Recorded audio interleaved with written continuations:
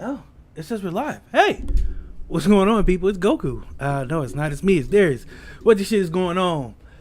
We are live tonight. I got my guy Chris with me. Courtney couldn't make it. Something about having not wanted to go to work itis. So he might be in the comments, may or not. We're gonna have some special guests, I hope.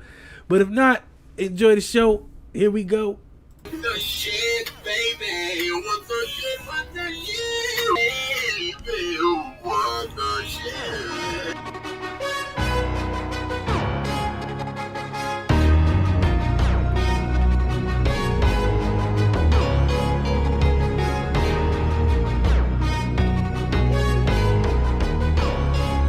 I'm with the shit, boy, get on my level. Doing 125 in my own way, pedal to metal. One thing that I won't let you do, and that's gas me up. Keep my eyes open, letting nothing pass me up. Oh, I refuse to let you block my shot, no, not today. Oh, and I ain't going out to fight, no, not today. I'll take the light, you hold the camera, don't need more. Ready for action, I'm never lacking, I've seen war. FaceTimes, great minds couldn't conceive or couldn't relate, was robbed a chance to see more. So I aspire to reach higher, the fire inside of me burns brighter until I blow up like C4. Great shit, make hits deep as the sea floor. Paste it, race gets long as the seashore. My star rising, they see me shining like I done been dipped in diamonds, but I be like, where the haters, they seem sure. It's all crickets, they on my dick like a seesaw. With no ticket, it's so sickening, please pause. As I provide the soundtrack to bounce back from each loss until we reach the target, we proceed course. There's no quitting, the clock's ticking. I seen how the plot thickens. Regardless, I never let it throw me off. The shit, boy, get on my level. Doing 125 in my own way, pedal to metal. That's right. Another Wednesday is come and gone. It's what the shit time. Chris, how's it going? It's going good. It is Wednesday. What the shit Wednesday, ain't it? Good Lord, we needed this. Every Wednesday. Every Wednesday we need this shit. But I'm doing good, man. I'm doing good. Coming off the show from last night from Blur's Eye View, looking quite promising. Two guests we had on. Check out the new episode. F This Job, Reclaiming Your Time. Yeah. The nod says it all right there. I ain't been to work in 3 days. I blame the snow. So fuck that. Are they watching? We don't care. My boss on the beach somewhere. He's motherfucking. Courtney couldn't be here tonight. Like I said earlier, I don't know if y'all caught it in my opening, but he had fuck this job itis, and he did not feel like coming in today. So see, he must have seen last night's episode. Yeah, he fucked around and found out that we was doing some things today he might not want to be a part of. But today's show is brought to you guys by Barango. It's a dope movie starring Lucy Hale and is available on digital and demand. A young botanist is kidnapped in the desert by a drug mule. She must risk her life to escape her captor's clutch. You can buy or rent or watch today, and that's brought to you by Paramount Pictures. But we're actually going to be giving away 2 codes tonight. All right. Yeah. So later on, we're going to get to that. But before we get to that, I got to get to this. It's been a crazy week. Everybody been getting hit by snow. I done seen 45 cars stuck on the side of the road. People don't know how to drive. People been living in Ohio their whole life and lose their damn minds as soon as that white stuff fall. And I don't get it. Hell, they lost their minds tonight. And I'm like, really? Y'all? Okay. And you see pavement. I don't know what the hell's wrong with them today. I don't know, man. But in other news, football playoffs are going on. The Cowboys got sent home. I'm happy. Oh, wait. We just found out they ain't them boys. That's what we found out. Nope. They blamed the refs. Jerry Jones, crypt keeper looking ass, decided enough was enough and he wanted to suit up, but they told him he was testing positive for a bitch. So there's that. The Eagles went home. I'm happy with that too. Pittsburgh went home. Everybody's crying into their terrible looking towels, them ugly yellow things that they use to wipe their asses and noses. Looking at you, Brady. That time. Who else went home? The Cardinals went home. A lot of people went home, man. It was the Raiders went home. Sad for the Raiders because I thought they were going to win. It was so close, yet so far away. In other news, they were almost like underdogs. To be honest with you. Yeah. Now they're sitting down with the big comfy loser couch with everybody else. It's a beautiful thing. In other news, Drake is out here putting hot sauce in condoms. Not sure if everybody heard about that, but it's The been a while most since we've been on, so that is the most ingenious thing I've heard of. But there's more to that story. yeah. There's more to that story that makes it so ingenious. You want me to tell it? Sure, we got time. Okay, so uh it goes as such. Drake and this young lady they just got done doing the get down. He goes to the bathroom to get cleaned up. She goes in after he comes out. She calls herself being slick because this young lady calls herself trying to put a lawsuit on Drizzy Drake right now. Uh and why, you may ask? Well, she called herself taking the used condom and trying to insert it into her nether regions, and it bound her. Now, if you're thinking, oh man, he got that shit, no, that ain't it. Drake had a bit of that Frank's Red Hot A as little the bit of that special Taco sauce. Bell sauce. That Taco Bell fire added into that special ingredient, and yeah, I guess that's gonna teach her a lesson. I don't know, but Yeah, it's hard out here, man, when you're trying to protect your sauce. Speaking of which, Cleveland. I don't know how to put this, but Malik McDowell. I don't know if y'all know this cat, but he Oh. decided to get butt ass naked and fight cops over the Now- weekend. So that was the biggest fight he put up all year because his ass was getting pushed around on the field all year long. But that's neither here nor there. But it's crazy. It's funny because I've seen this morning, and I was like, okay, what happened for you to get to this level? And this was considered like his second chance kind of thing, him coming here, and he's been kind of he's had some run-ins. not like that. No, not like this one. Butt ass naked, and you want to go fight warrior style with the Miami cop. Yeah. Good times, man. That's Cleveland's biggest win all year, man. Apparently, it was a good time for him. Speaking of good times, Jamaica bobsled team has qualified for 4 winter events. Shout out to them. Let's keep them in the hand clap. Give them a hand clap.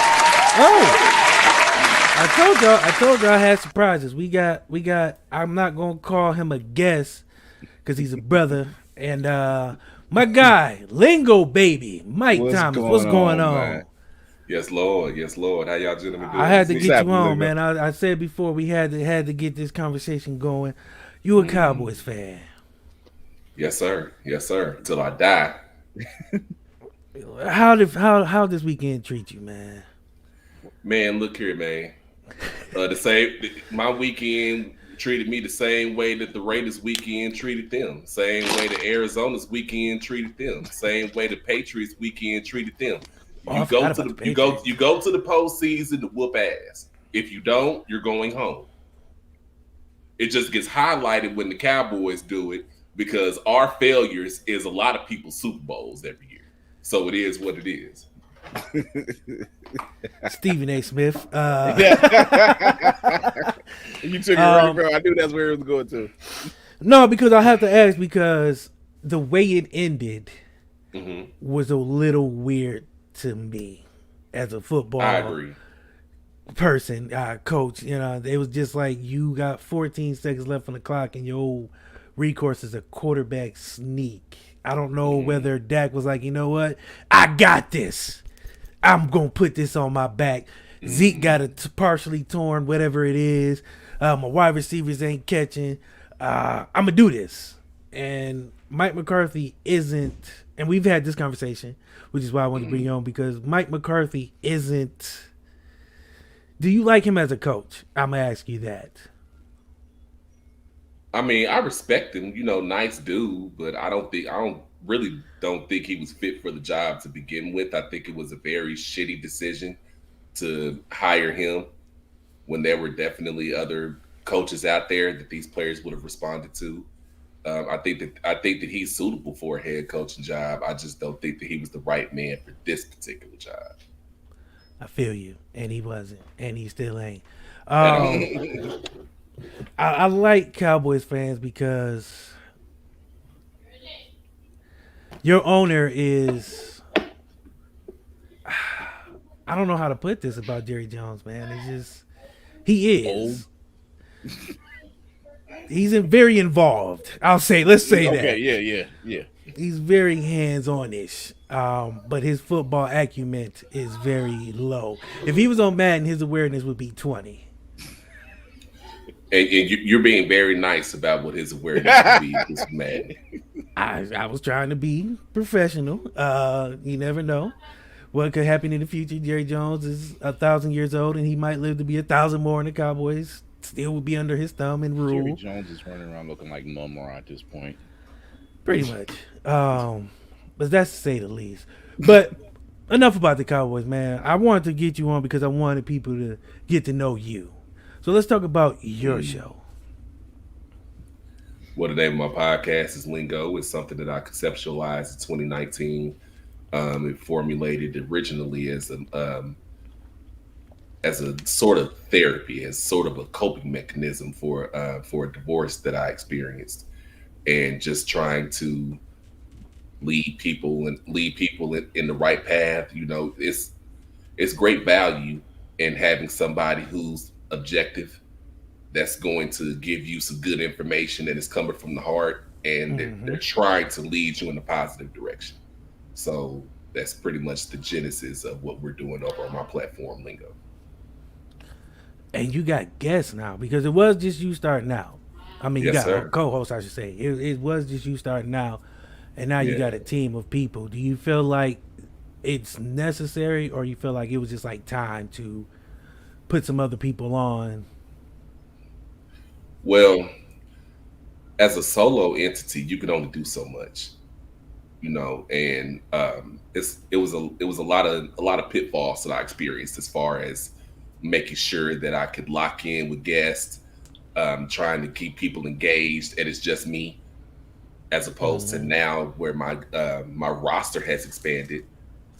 We don't have to be so guest dependent, and we can just do a lot of the shit that we need to do in house, and the chemistry is fantastic. So we have great conversations in the group chat. So the podcast is gonna be nothing. So this definitely takes a lot of stress off of me, and I think it's gonna make for a better show in season 2 and beyond. So, where do you stand on? I want to put this the right way because you know what I'm saying I'm not known for my tact and sensibilities. Neither am I. I know. That's why we get along because you know what I'm saying you got to be able to speak your truth. Yes, sir. Bearing your soul on a show, how far do you feel like you can go without giving too much of yourself up? I don't think there's a such thing as giving too much of yourself. I'm not a person who believes in straddling the fence. I'm either gonna give you 100 or I'm not gonna give you shit. There's no in the middle.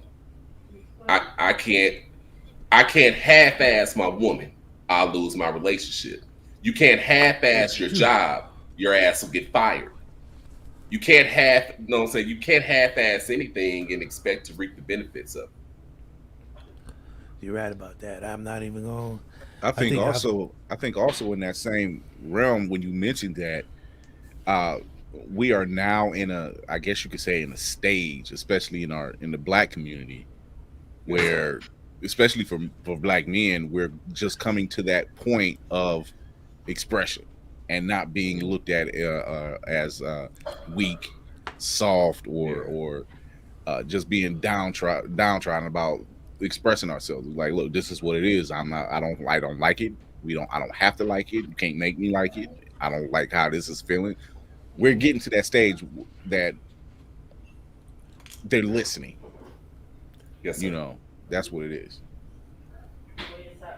Kind of, Absolutely, man. Yeah. to a certain extent. Some people want their figures to be infallible, but they don't want to know that you fail a lot of times. I don't know why people don't think that people are human.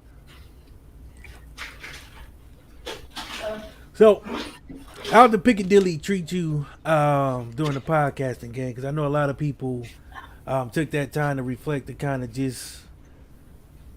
Some people got their hustle up. Some people it didn't treat them right. You know what I mean? It was just like a lot of people failed during it. Are you referring to the Pandora? That's Yeah, the outside? Piccadilly. Yeah, the Piccadilly. Okay. Well, yeah, man. The perpendicular triangle's been crazy, man. It's I think it's no different than any other thing. You know, you just know what I'm saying, take lemons and make lemonade, man. You know, I think this right here is definitely showing a lot of people that you can only control what you can control. People should have been washing their hands and using hand sanitizer and being mindful of the cleanliness of their surroundings and everything else. This is something that should have been common practice at this point. Now that we're in such dire straits with this pineapple that's going on outside, now at this point it's being instilled to everybody's brain that cleanliness is next to godliness, you know, and there's no more toilet paper. What are we gonna do? I'm like, what were you using? It shouldn't take a before? pterodactyl to, you know what I'm saying, get people to really do what they need to do. But I feel like it's gave a lot of people clarity. I've seen a lot of dope people during this time be able to pivot and shift what it is that they do. And those who have been able to survive through it have come out better for it. Those who haven't, you can tell they wasn't doing their homework during that time. I think I can commend a lot of small businesses, at least up this way in Cleveland, that learned how to pivot to say, okay, how can we still meet the need of the customer? You know, until we can open up again, I guess you could say, or you know. And so I commend a lot of the small businesses that learned how to shift gears. You know, I think the power shift in business has been amazing too. I kind of been keeping my eye on that the past 24 months or so. It's amazing how these small businesses pretty much laced up their bootstraps and did what they had to do so they could come up. But then you have these major organizations. It's like the pogo stick popped off and the major businesses started losing their fucking minds. Yeah. I've seen small mom and pop restaurants who normally don't do like either online deliveries or online orders and then deliver, literally, because that's not what they were designing to do. Right. Shift gears and say, okay, we can't have people in here. We got to play it safe. We got to switch up, and it's caused them to survive out of that. It's caused them to make it better, you know. And in those things that they implemented to kind of keep themselves on a level playing field, they actually instilled that into their business infrastructure, and the business turned around and did a complete 360. Right. In some cases, it did better than it was before. Yes. Went through them changes. Big facts. Before we get further, I want to do this thing that we haven't done in so long, and I feel like it's necessary because it's been that kind of week. Get off your chest. You know you can win a $25 gift card. Hey, push it, man. Muscle relax and get me, man. Muscle relax. So it's called Get It Off Your Chest, man. It's your chance to get your Stephen A. rant on, get on your soapbox, man, and say what you feel and just relieve yourself of that good or bad negative energy. Lingo, man, we're gonna start with you, man, as a guest, man. Or I'm not even gonna call you a guest, man, because I hate calling people guests. Oh shit. We got more people. More family. What's More going on? family. Ah, surprise! Surprise! Oh, I didn't tell nobody. You thought we was gonna flip it and duke you. Yeah. So I got my guy Brandon, man. I had to call on Lingo, man, because like I said, Courtney decided today was the day that I ain't doing shit itis. and phoned in sick today, man. So I was like, you know what, we gonna pivot, man, because that's what we do when you're live. You be able to pivot, so you call on people, and hope they pick up the phone. I ain't want to be like a bill collector, like you niggas owe me a favor, but but I appreciate y'all both for coming, man. So get it off your chest is, like I said, is that thing where, man, you get to exactly what it sounds like. Get it off your chest, man. So Lingo, man, we're gonna start with you. What's your rant for the day? What's your who fucked you? Who you feel like need to get some venom thrown at them?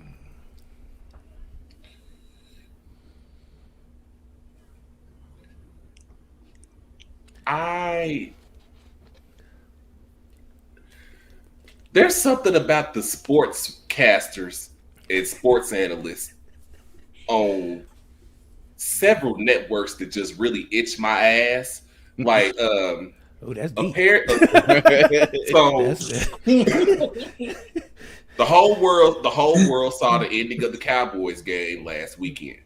Mm-hmm. There was a post game conference immediately thereafter where Dak Prescott said something to the effect of, "That's good that the fans were throwing debris at the referees," which I honestly would have said worse if I was on the podium, to keep it 100. What would you have said? I want to say what? That's interesting. This is that moment, man. You got the floor is yours, brother. You know, it's what this shit. If I would have been up there, I would have really got on my Jim Mora shit. This was some of the most terrible fucking football I've ever been associated with. I have absolutely no idea why the hell we came. We had 52 people drive to this stadium, put on Cowboys uniforms, take the field, and fucking flop for 4 hours. I've never seen anything like this ever. This is asinine. I think the coaching staff was asleep. I have no idea what the hell was going on. And then it's like, okay, you had the whole season to get right with time management. You're gonna wait until the first round of the postseason to not only mismanage the clock, but now we have to wait 6 months until we can put foot in porn star Jimmy's ass to rectify this here. I believe him, yo. I don't know why, but I do. I believe all that, and that might have been the greatest get it off your chest I've had in a long time. No, there's more. Yeah, you the fucked up this segment. I'm going knee deep. Hey, man. Knee go ahead. So back to these sportscasters, right? Dak apologizes last night via social media, right? Now today, you got sportscasters talking about, that's good that he apologized, but it's bad because he should have apologized sooner. You want a motherfucker to be in a good mood for losing? Apparently, yeah. That's what they expect.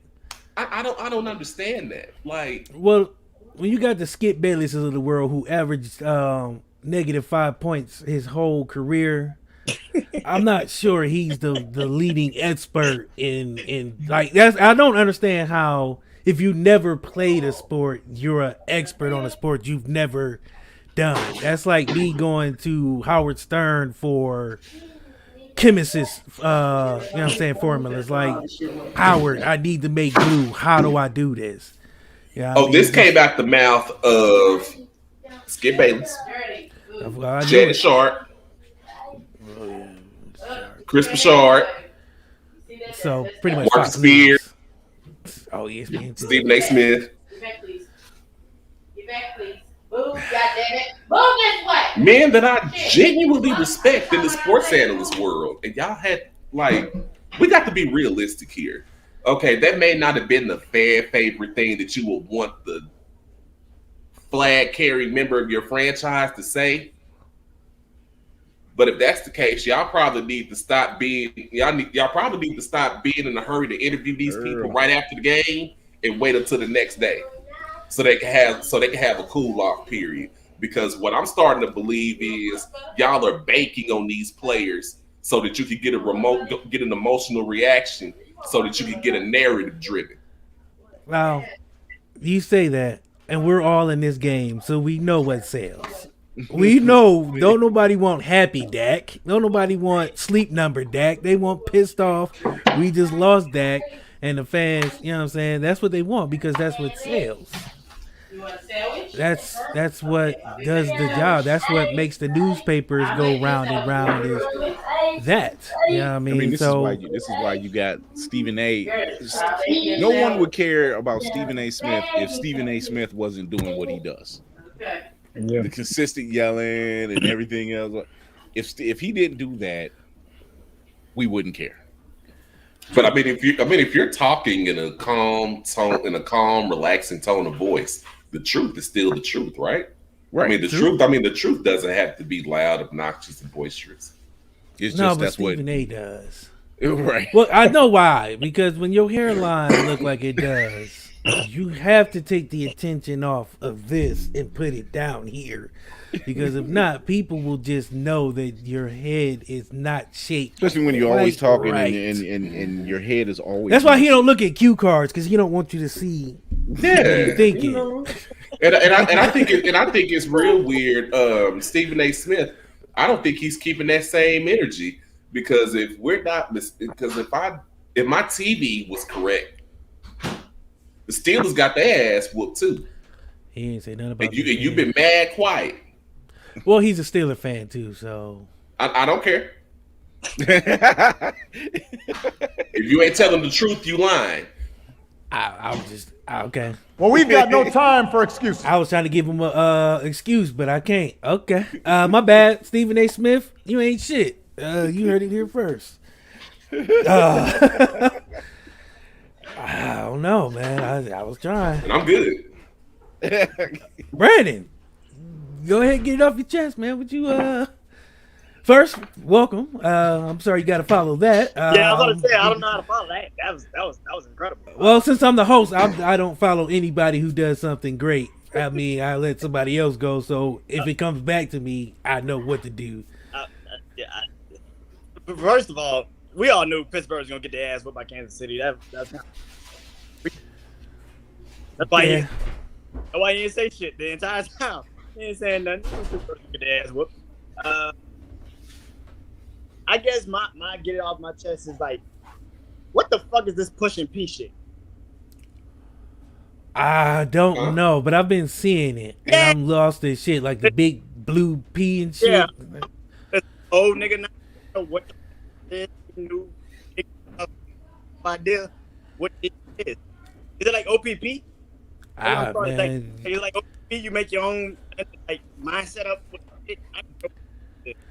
I'm not even gonna lie to you, brother. I couldn't tell you if I wanted to. I don't keep up with the times. I don't know none of the latest trends. I couldn't tell you who's hot in the world right now. I saw a glimpse of that today, and I thought that was weird. Yo, listen. I listen to Jay-Z Blueprint. I don't know what the fuck. I got nothing for you. I'm not even gonna lie. The fact that I seen it 3 times, I was like, what the Who the fuck is that guy? When they was doing it, I was like, who the fuck thought this was cool? But you know what? I'm too old. Maybe it ain't for me. It ain't for me. I don't get it. Chris? What is there to get off my chest? Well, well, DC, you know, even though you're in Canton, you know. Cleveland drivers, y'all need to get y'all shit together. Y'all act like y'all have not been in winter before. Just get your shit together. There's no reason why, if you see that RTA shut down their entire services for one day, don't think that your SUV gonna make it through the fucking street neither.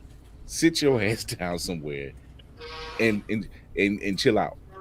It's a snow day for everybody. I know you're trying to get away from them damn kids from being home most of the time, thanks to the coriferous. Well, you gotta watch how you say that, cause somebody might get banned. You know, the poodlemic, the poodle, the whatever it is. You know, Chris last night said the clitoris. The clitoris, the poodledemic. Is that what it is? The poodle noodle, whatever the hell they got it going on out here, man. The Portuguese. The Portuguese. Man. The Paragotherium theorem. Shit. Yeah, just like crazy. We know y'all trying to get away from them kids. Stick them out there in the snow and sit down in your PJs. You can do what I did and Whatever. powerbomb my, chokeslam my son in the snow. Or do like I told everybody on the Art of Lingo series, shit, melatonin. That too. Okay, there you go. On the porch. On the porch, right. So, Be chilling for real. ODOT, snowplow drivers, look in my eyes and smell what I'm about to say to you. You motherfuckers buried my car on the street. It took me 3 days to get my shit out. I missed 3 damn days of work because you motherfuckers want to bury my shit. You motherfuckers boxed me in. Nigga had no PTO. So I'm at home. Back broke. I felt like Batman when Bane broke his shit. I'm telling you, dog. I'm sitting on a fucking heat pad for 3 days. It took me 3 days to get my shit out. You niggas buried me. Do that shit again.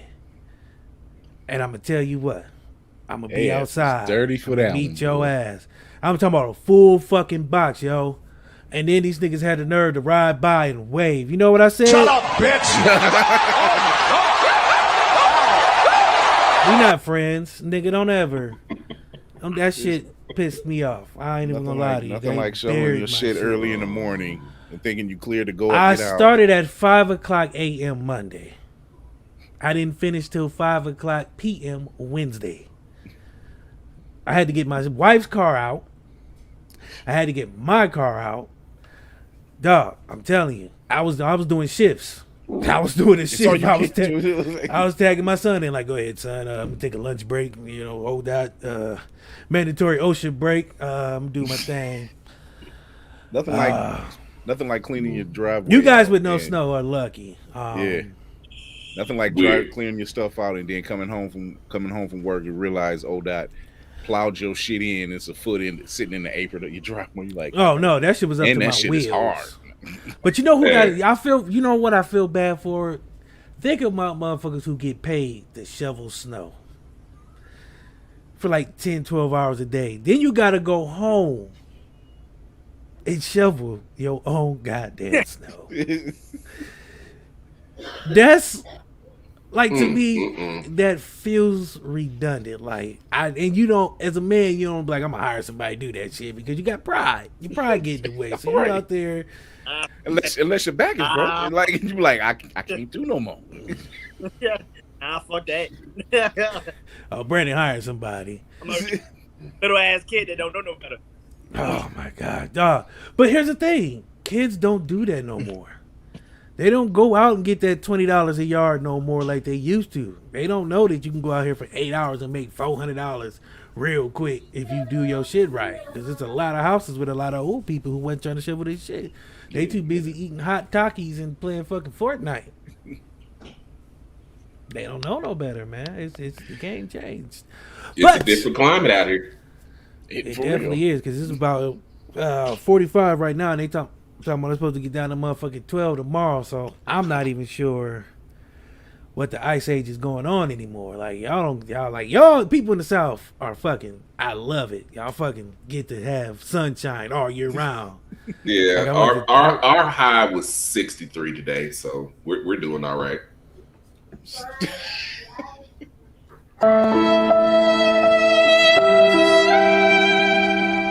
Appreciate you.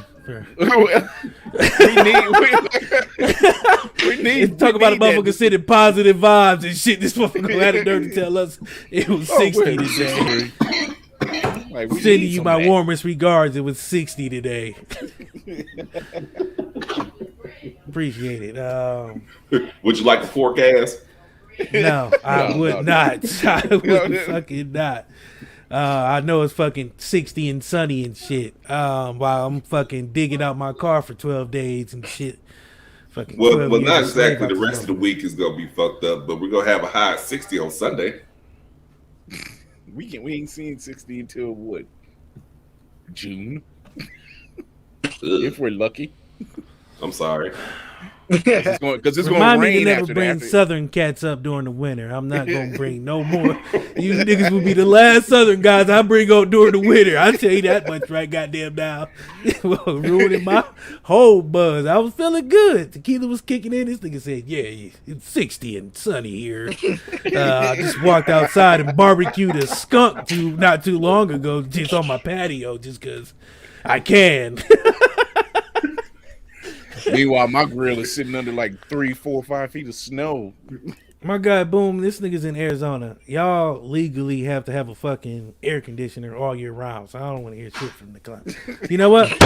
Enough from the clown. Nobody tell me another goddamn warm temperature for the rest of this goddamn day. I'm sticking with this 36 we got right now, and I'm enjoying it. In my mind, it's 70.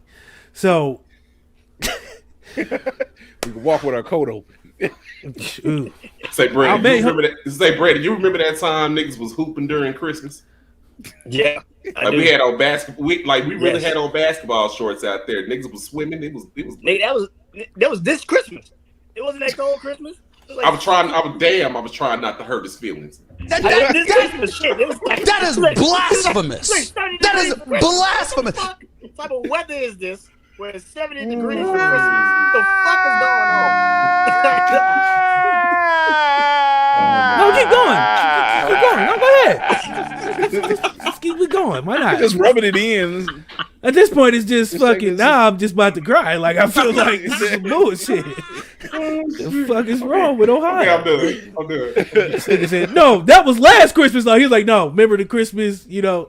Like this Christmas, we were having picnics. He didn't Brandon get the memo. He was like, yeah, that was this Christmas. No, it was last Christmas. God damn it. So, man, I don't know if everybody know, but the topic of the day is, man, protecting your mentals and trying to decipher when people are trying to use you for your gimmicks, your sauce, your essence, your way of doing your thing. We've all...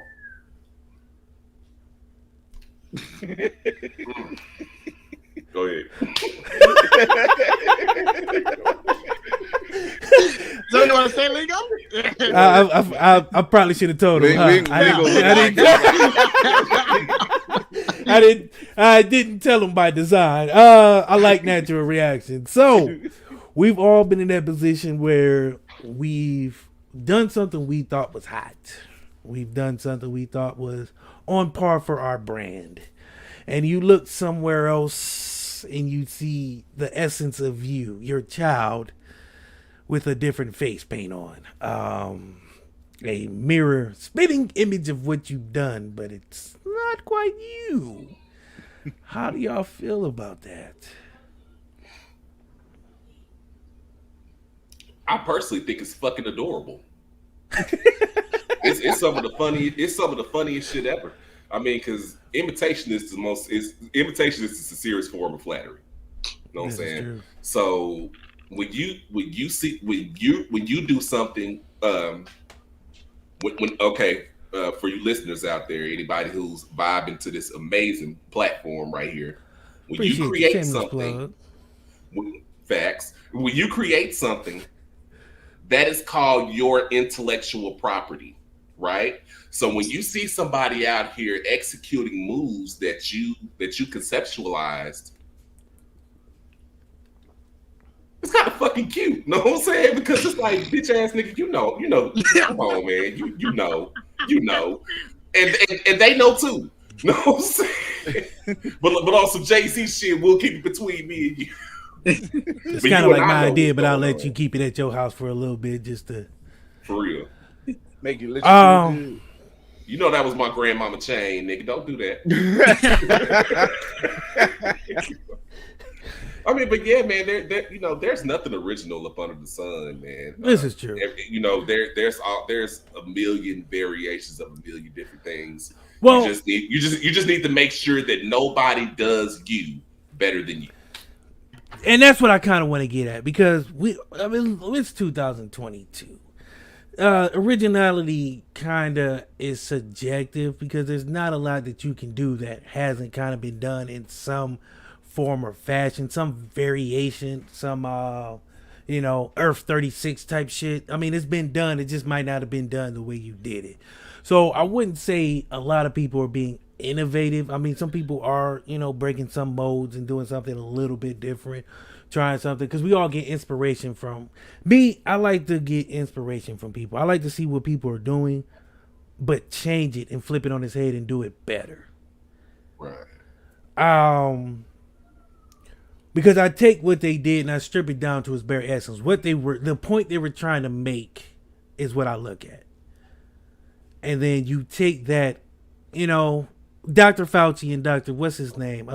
Gray, the dude who got the TV show. Oz. They're pretty much the same doctor.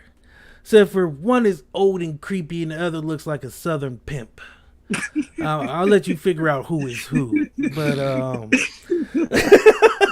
they're pretty much the same doctor doing the same things, but they're trying to do it differently and have opposing views, which is cool. You can have that in this game because in the podcast game, as we all know, there's a lot of inspiration to be had, but you just can't plagiarize. And what I mean is plagiarism. That's what I want to go for. Because like you said, somebody can take inspiration from you and what you do, Lingo, and try to do it, but they can't outdo you because they're not you. So your idea is your idea. You know the basis of what you were trying to do. It's your paper. You wrote the headlines. You wrote the beginning paragraph in the middle. But they take the headline and try to write their own shit, and it falls apart because they didn't read the book. They didn't read the paper that you wrote. They just, took what you had and just really pretty much copied it word for word. Which is weird to me because I'm kind of new to this. So to see that happen, I'm like, well, damn, am I either good at what I'm doing or am I bad? And niggas just want to take my shit and fix it for me and put their name on it. What JC, took your CD, extra name out and put mine on top and wrote a top 5 for you, nigga. I feel like that's how the game goes a lot of times. Because it still feels weird to me because I'm not used to seeing that kind of stuff. So me, myself, I get a little egoish, a little prideful, and I'm just like, wait a goddamn minute. My nigga, that looks vaguely kind of sort of like my girl, my baby I just put out on the table. I put this pancake out here. You did your thing with it. But at the same time, I'm like, you know what? I have vaguely seen a lot of stuff that a lot of people have done, and I think it's cool. But the other part is people trying to bring you on to use your name. Before we get to that, Brandon, the copyright, the copying off your paper, how do you feel about that?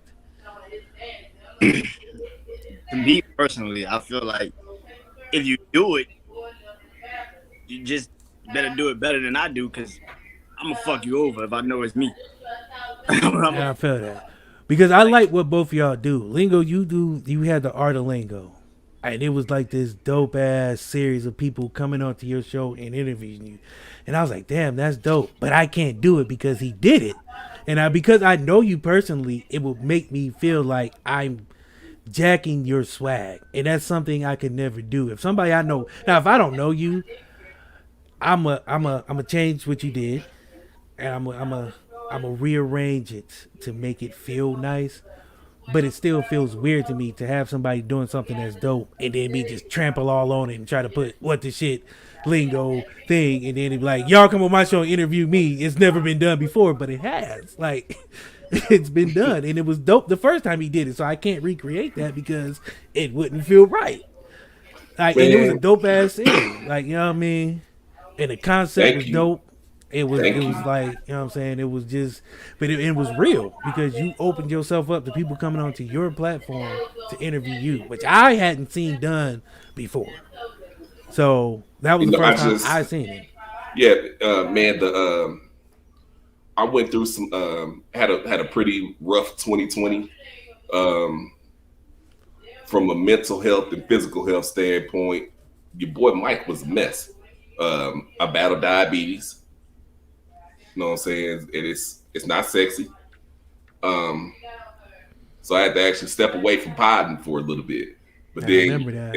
in the last 6 weeks of the year, I said, you know what? Let's just go in on take the last 6-8 months of that 6-8 weeks of the year. Let's just go on a full out sprint and let's see what it do.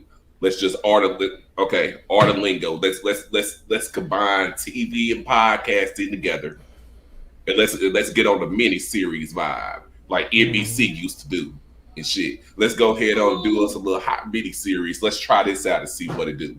And people were actually gravitating to it, and the fact that y'all really caught on to it and really thought it was a vibe, that's really dope. I mean, because it's a formula that, like DC said, it's a formula that hasn't been seen before, you know, or no one in our circle is doing anyway. Baby. So it's fun. Baby, I'm working. Take that back in your room. Oh, you good? That's why we live, man, because we get to. Journey, take this back in your room. Do not make me get out this chair. Thank you. But yeah, it makes it. I mean, it makes it entertaining, you know, and that's what it's all about. Like I said, because Brandon has a concept that I thought was dope, and it was different because I didn't tell you on Smoke. We have another show that I produce called Smoking Reviews. It's sort of a debate show where two people take a top 10 list and they debate their list from 10, but it's two different lists. Brandon does a collective list, which again is a different thing, you know what I mean? And it's dope. I was a part of it last night. Yo, I did the fucking clips today. Laughing my ass off like it was last night. That shit was fucking crazy. I cannot wait to see them joints. And it was, and man, I want to commend Brandon on that. I think the top 10 list is dope. It kind of gives you an insight on what Double XL and Vibe magazine and the Source went through when they was doing their top 5, top 10 and shit. So I thought that was pretty cool. I want to let Brandon explain it, but I want to explain it the way I've seen it, because it's a creative process where he brings people into this room and he has a topic. We're going to make a top 10 last night with greatest duos of all time, or greatest groups of all time. So he brings you a list of these people, and first you have to decide whether they can make the list. Then we have to decide their placement on the list. Then we have to decide who's 10 through 1. We was on there till 1 a.m. I tell you, it was an arduous process. I don't even know what the fuck the word arduous means, but I'm pretty sure that shit fits right there. I'm pretty sure arduous means like a long process, but it was rigorous. It was fucking. It was a fucking beautiful process because I've never been a part of anything like it. You know what I mean? And I could never recreate it because, one, I don't have the wherewithal to stay that fucking dedicated to the concept. You know what I mean? To research and do all that stuff ain't me. So, but it was fucking beautiful to see how he does it. He don't write shit down. I don't know how the fuck. I still have the list in front of me from last night. This shit is still in front of me. The top 10. You know what I mean? But it was fucking beautiful because the process of the way he did it and the way you thought of it. And it wasn't just you had what were some of the other ones you had? I've been doing this since like the end of last year. That's what I mean. So you've been doing it for a minute. So it's been a long, but it's been, I want to say, therapeutic for you? Yeah. For me, the way I kind of came up with it was like, I know all of us love music. You know what I'm saying? Like everybody loves music. And that's the first thing we can all easily just get to understand is music. Everybody loves music. It's basic. It's like the easiest thing we can all, music is universal. Everybody fucks with it. So that's kind of what's my preference of it. And then it was just like, okay, now let's decide what the topic could be if we do something like that. Top 10 greatest, insert whatever ever list. And then it's just like, all right, artists, groups, collaborations, albums. You know, in February, I'm doing just straight 90s. You know, it's just straight 90s. You're not reaching out of a decade. No, it's 90s. In planet 90s. But there's a lot of hitters in that era. And that's quite hitters. And that's the thing. It's not just music. We're doing TV, we're doing movies, we're doing comedy specials, whatever you want to do. Like we're doing 90s, like just straight 90s. But for me, just like to create that, it's just like also like I do Throwback Thursdays. Ringo actually was a part of it this last Thursday, where Throwback Thursday, we just a bunch of podcasters. We come in, play music, throwback music, and just chill and vibe and joke and laugh. We're not recording it, anything, but it's a very important thing for me to get other podcasters a part of this. That's a very important thing for me. I think a lot of us have a lot of similarities, and we have differences. And a list like that creates the differences. You know what I'm saying? Because all of us did grow in different eras. Like I'm listening to the clips today. I'm laughing like it was last night when you was talking about something. You let Queen get on the list, but your ass. Because look, here's my problem. Okay, I'm glad you brought that up. When y'all see this clip, y'all gonna understand.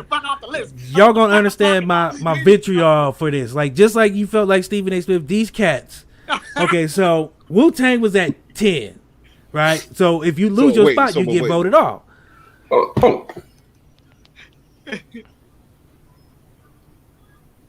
Yes. Wu-Tang was at 10.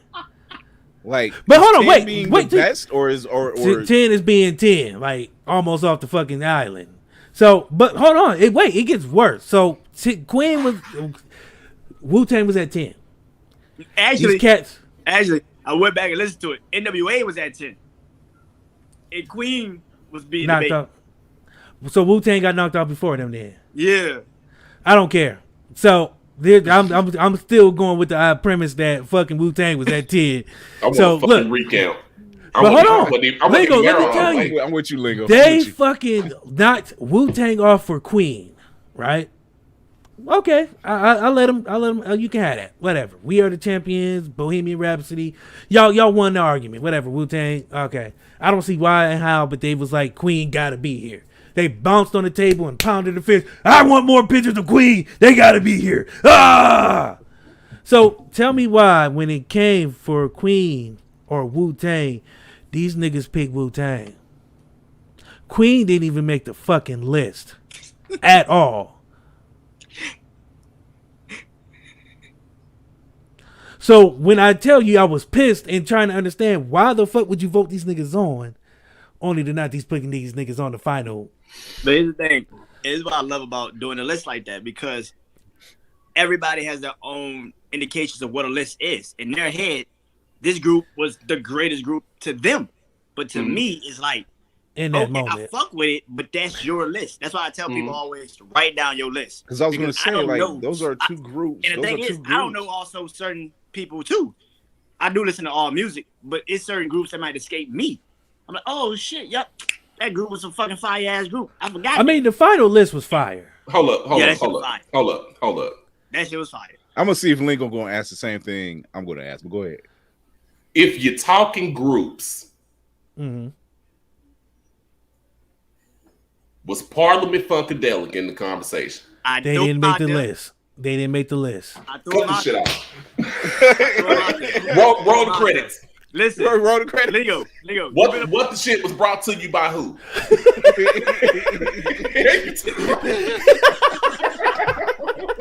Wait, you still talking? I definitely threw him out there. They was like, he threw him out there, and everybody was like, "Nah, some coming. We ain't gonna put them on the list."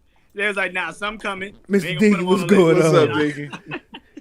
What's going on, King? Oh my god, they didn't make the final cut. So, but my problem was, these niggas was so animated about getting Queen, like being the greatest of all time, to not even put these niggas on the greatest of all time list we were making. So what was the point of you putting them on the list, not to put them on the final list? Like, I was dumbfounded by the fact that you guys were, like adamant, like they were like, no, Queen has to be there because Wu-Tang was 5 people and 45 groups and 60 niggas, and Queen had timeless hits and We Are the Champions. They literally played them in stadiums, and then when it came down to put them on 10, it was like, no. So I was pissed for like 5 minutes, like really trying to put a fucking argument down to why you niggas should have never put these niggas on the list if they weren't making the fucking list. But if I did that entire episode last night, it's 8:06 Central Time right now. Let me tell you something. I'll still be trying to get a riot initiated. do better. Yeah, How in the hell Wu-Tang at 10? yeah. Yeah, but It's the excusable. I got the list. I got the list in front of me. Though, I'm gonna tell. Okay, I'm wait. So this later, but if Wu was at 10, who was at 5? Facts. I'm gonna tell. The list comes out Sunday. The list will be out Sunday. Let me tell y'all, as being a part of this Heisman selection committee, I don't envy nobody who got to do like football playoffs and all that shit. This list, I'm telling you, we started at 9. Dog, we did the it was one of so, and that's what was so fucking beautiful about it, because it was like we took power rankings, who ranks where, and then we was like, okay, now we got to pick 10 top teams to go to these bowl games. That shit is fucking arduous. I don't know why that word fits here, but I think that's this word. It is. No, it is. God damn, that's the 5th time tonight. Did you just learn that word at 3 o'clock? I actually learned it about 5 minutes ago. It popped in my head like real quick. I don't know from where, but I thank you, whoever put that in my head. This nigga said, I'm going to see how many times I can get arduous. I'm on my Stephen A. Smith shit. You know what I'm saying? I'm just trying to throw out some big words and trying to...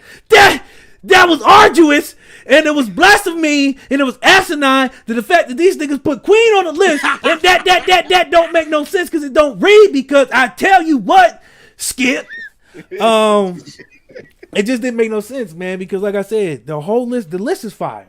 The process. This boy said, "How dare you have the mitigated gall and oh my God, the temerity of these niggas, the temerity of these niggas." So you know he put those 2 fingers on the desk. The temerity. Stevie, they need help. The temerity is the unmitigated gall. He flip his phone over and shit be flying all over the place. Molly be like, "Oh my God, Steven." It was just fucking crazy because, like I said, it was a process I've never been a part of. And again, it was dope.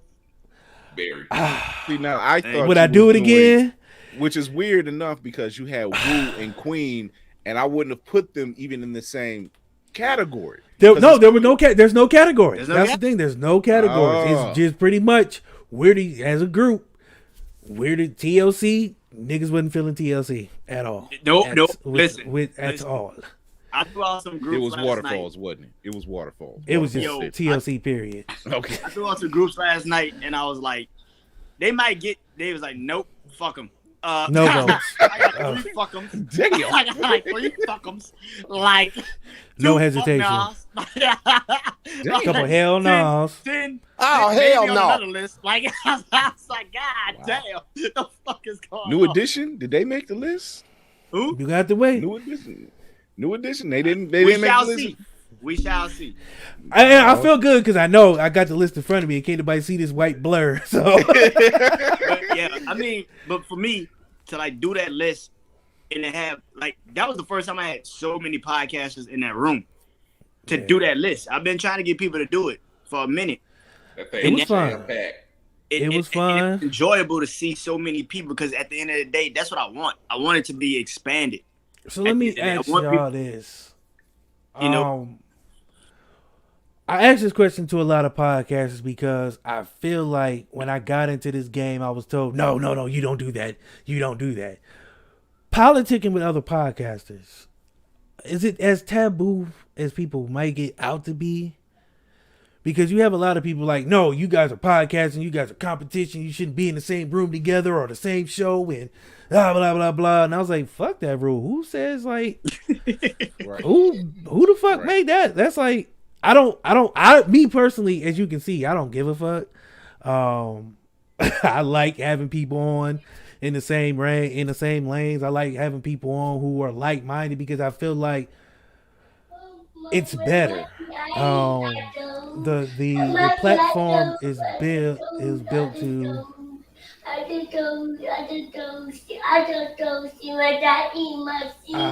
It's built to. I'm trying to find the word. No, because I felt like crying because I was trying to find the words because I feel the same way. Because I feel emotional about this because when I first got into this, people was like, Sage, gentlemen, y'all mind if I step off the bike for just a second? Take your time. Go ahead. Already. Go ahead. Sorry.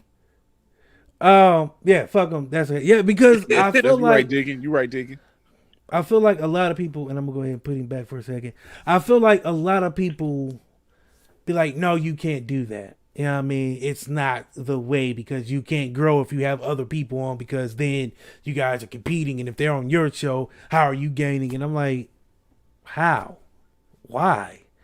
Like, show me the law that says you can't have more than 4 podcasters in the room. Like, that just, to me, it's a good thing. It's corporate talk. That's what it is. You know, you figure, remember how they had, well, they still do, but like in the 80s and 90s, they had like Battle of the Late Night television show or late night talk shows. It was like the Tonight Show and David Letterman. And it was like, what's his name? Jay Leno. Jay Leno, David Letterman, and it was like 2 other ones. And it was like, and Johnny Carson. Johnny Carson had his. It was. You figure I'm dating myself with that one. Shit, we were there. We were there. Arsenio Hall. Let's not forget Keenan Ivory Wayes had a talk show for like 2.5 seconds. Right. So Sinbad did too. Shit, Sinbad did too. Yeah, Sinbad did too. So, but it was just giving like shows out back then, nigga. It was like you get a show. But you got to think about it. Us coming up, we didn't see it like I like this person. I like David Letterman. I'm just gonna watch David Letterman. It was just like, who's the guest? Yeah, that's why we watch now, except for Arsenio, because Arsenio always had somebody you wanted to see.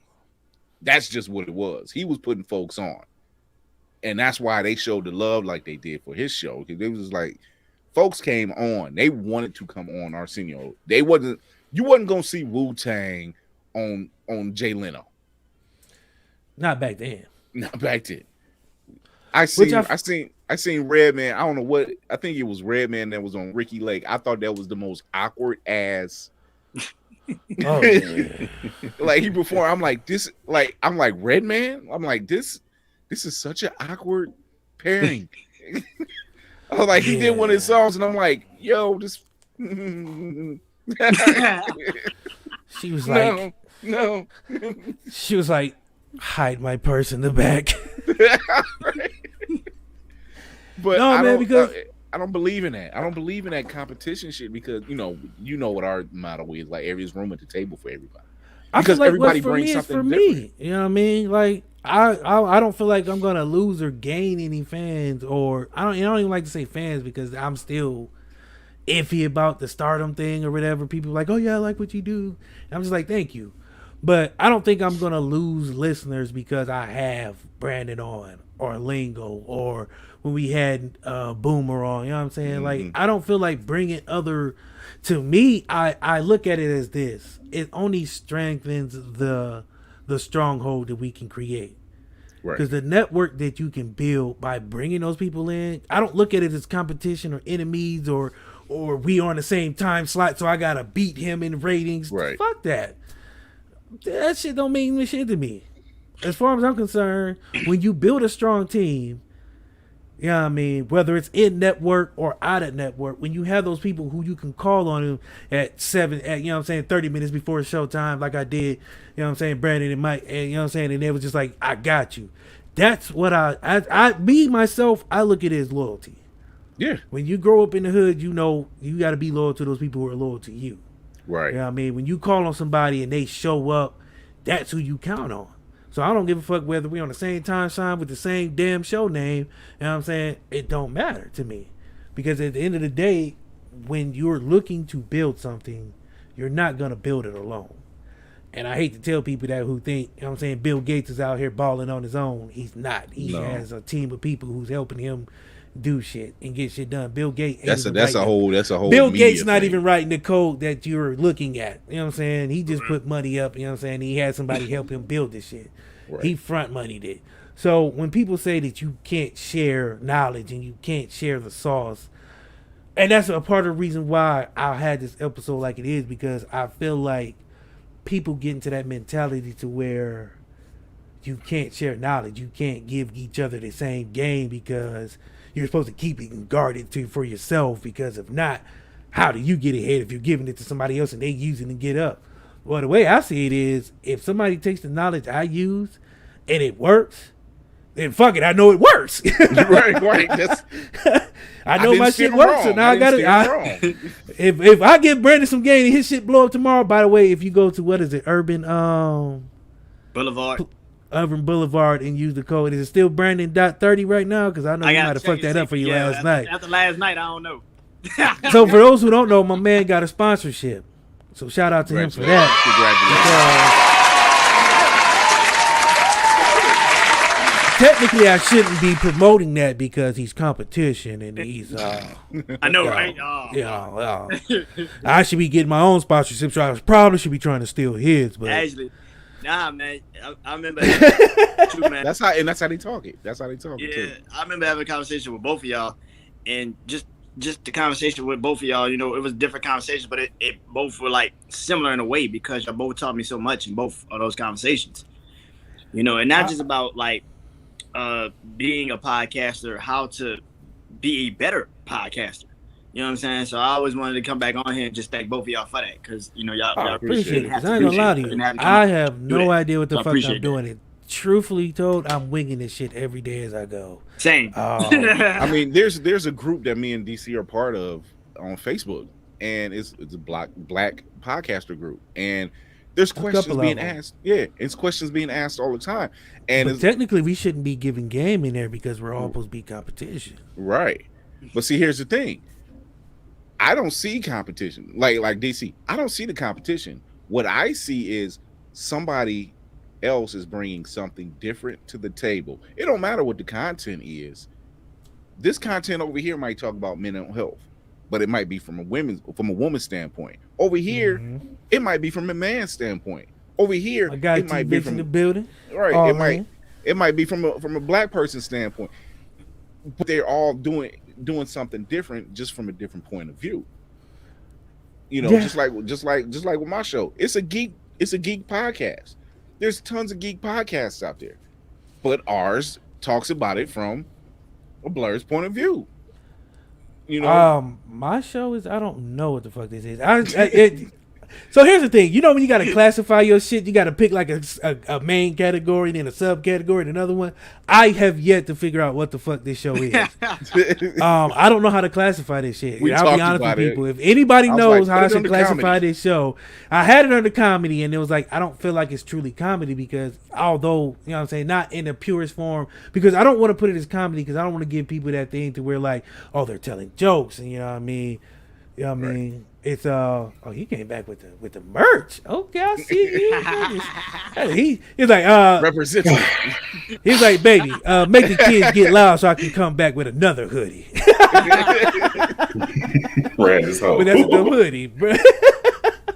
No, but man, I don't feel like I don't know what the category is as. You know what I mean? Because it's like I'm not comedy. Although, I mean, because in the purest form of comedy is somebody who I would never want to be labeled as that because I have mad respect for comedians. I've known some, and their craft is hard as shit. To be able to write a 15-minute set is hard as fuck. I don't write no jokes. None of this shit is written. None of this is scripted. So that's why I don't want to be categorized as comedy. So then I was like, okay, entertainment news. Kind of, sort of. Music interviews. Commentary. News commentary. So that's where I'm at now. So I'm not sure what the fuck this show is. I don't have a place in this world. I'm a chameleon. I try to blend in, but I feel like I said, man. Oh, you don't got to raise your hand, brother. Go ahead and speak out. We ain't in school. He was like, he's like, sir, I have a question. So professional, man. Fuck that shit. This is what the shit jump out there, man. We don't raise no goddamn hands. Your podcast is like all our podcasts. It's us. I mean, and that's really a title. We don't know what the fuck we are. We just do what the fuck we are just doing. And at the end of the day, you know, the fuck fits us. It fits us. So if you think it's funny, all right, it's funny. If you think it's educational, I don't know how. But okay, shit, educational. Please, ever brand that's educational. We do not want no kid. We don't want to be responsible for the next generation of kids. That is, if your kids is watching this, you are a bad parent. I'm gonna tell you that shit right, guys. That's sorry. The only thing we can say. I do not. Because I don't feel like we're for kids. None of this shit is for kids no more. But but they still get to it. You know why? Titty sprinkles. That alone. And but is it for kids though? You know, I mean, I feel like there's some point. I feel like even with when I do Blur's Eye View, I make sure I put explicit all in there all the time because we're not PG. We're not. You know, we might talk about the stuff that kids are into, the superheroes, the comics, the anime, the gaming, whatever. But there are plenty of adults who do the same exact thing, and we're not doing it for the kids. There's shows that's doing that already.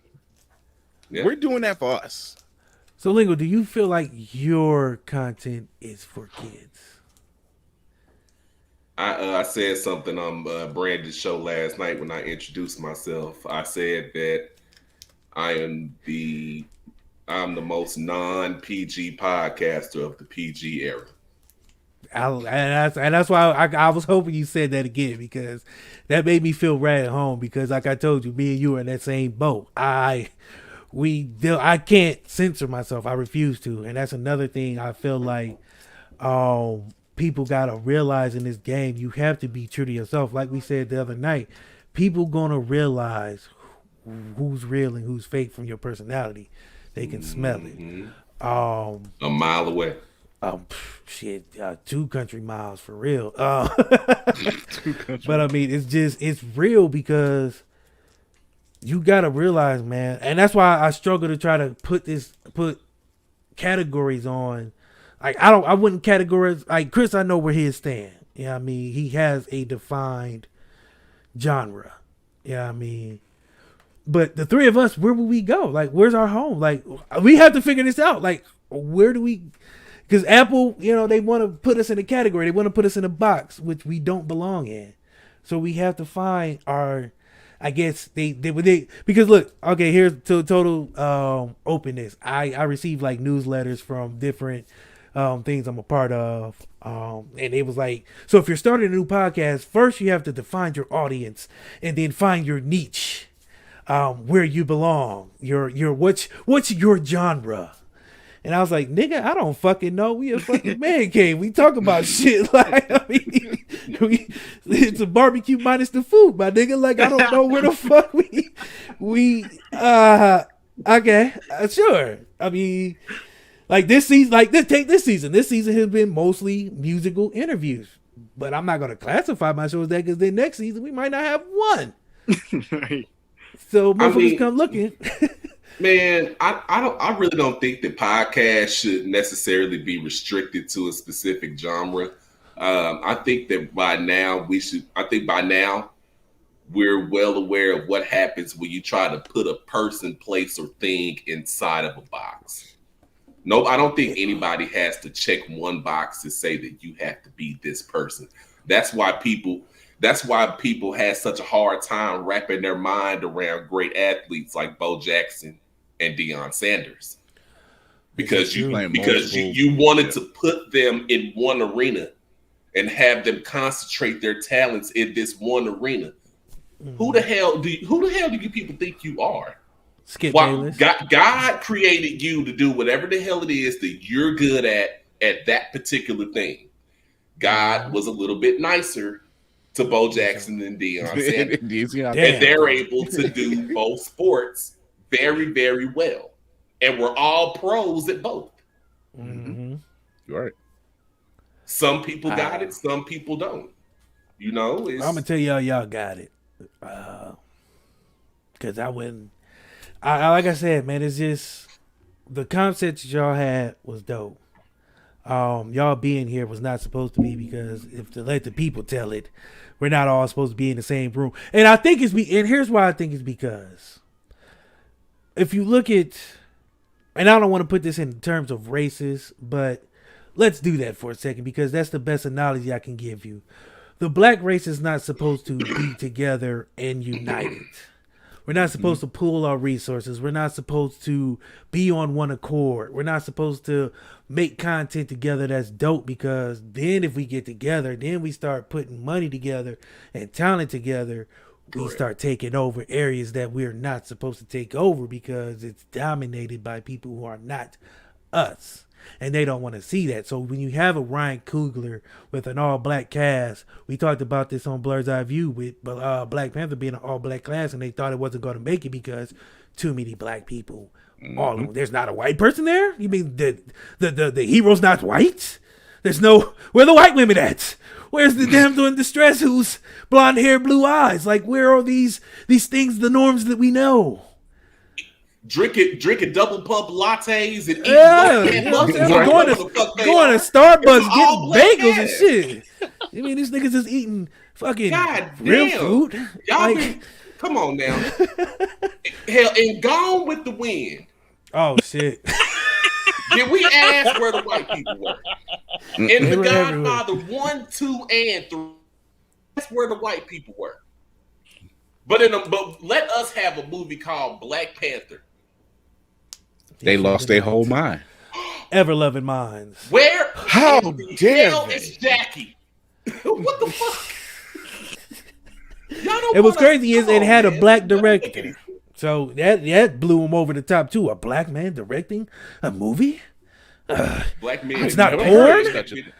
And it's not porn? Have been directing some stellar filmography. Exactly. But it wasn't on this scale. You know what I mean? As far as the source material. You know, Boys in the Hood. Yeah, and we can have that because it was shoot 'em up, bang bang gangster. Mm-hmm. But a superhero? No, Lord. A king? With Training Day. A king? Has money? Royalty. And he's not out here simping. Right. He's strong in his convictions. No, we can't have that. We can't have unity. We can't have a big black dude barking at a white guy. What? Oh, calling him colonizer? How dare they? Oh, how dare they? You forgot. You know they do that weird. How dare they? That's how they do. They grab their stuff. Oh my goodness! Jesus Christ! What are you called?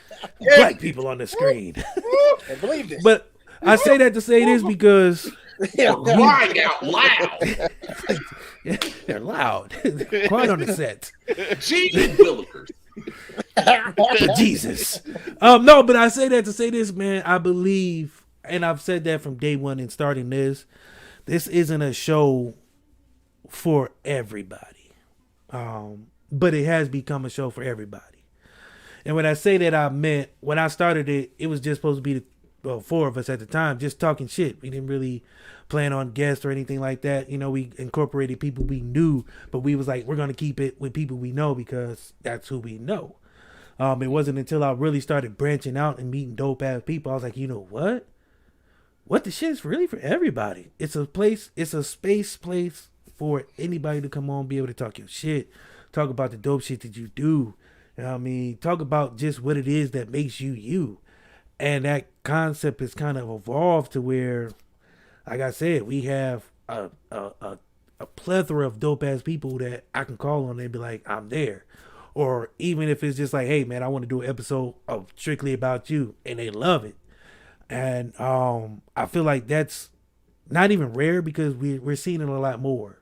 You know, going through Instagram, man, I've seen a lot of dope ass people, man. I mean, there was a lot last night. You know what I mean? There's 2 here now. You know what I mean? There's a lot of people that's just showing love, and we need that.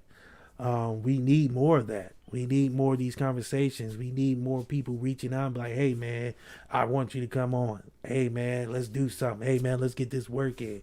Hey man, I got this concept. I don't know if it's gonna work, but fuck it, ride with me on this, man.